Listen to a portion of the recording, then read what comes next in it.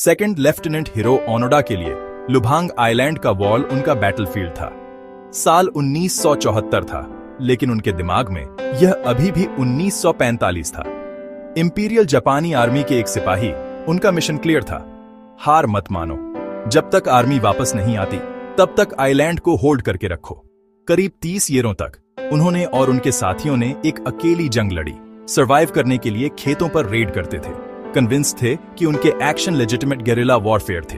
वह अकेले थे, लेकिन कभी शांत नहीं थे। 1945 के बाद लीफलेट्स और लाउड स्पीकर्स ने जापान के सरेंडर की घोषणा की, लेकिन ओनोडा ने उन्हें प्रोपेगेंडा मानकर खारिज कर दिया। डिसेप्शन के लिए ट्रेंड, उनका मानना था कि सिर्फ उनका कमांडिंग ऑफिसर ही उन्हें उनकी ड्यूटी से रिलीव कर सकता है। दशकों तक उन्होंने अपनी जंग लड़ी।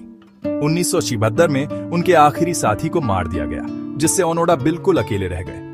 जब जापान राख से उठ रहा था और इंसान चांद पर चल रहे थे, ओनोडा एक ऐसे एम्पायर के लिए लड़ रहे थे जो अब डिड नॉट एग्जिस्ट। एक ऐसा गोस्ट जो एक ऐसी दुनिया को हॉन्टिंग कर रहा था जो मूव्ड ऑन।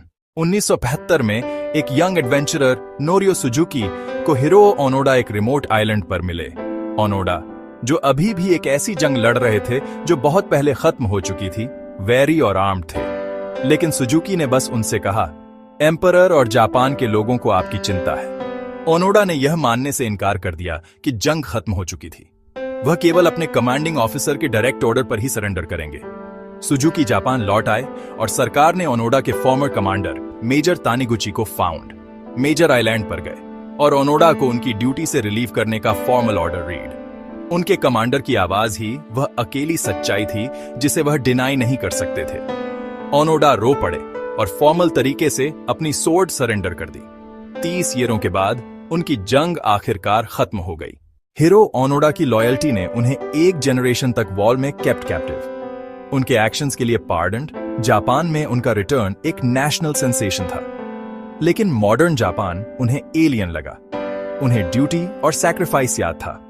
उन्हें कमर्शियलिज्म और इंडिविजुअलिज्म फाउंड।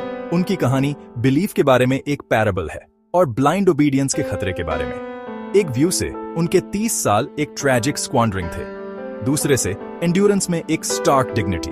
वह एक ऐसे सिपाही थे जिन्होंने अपना मिशन कंप्लीटेड 30 साल बहुत देर से।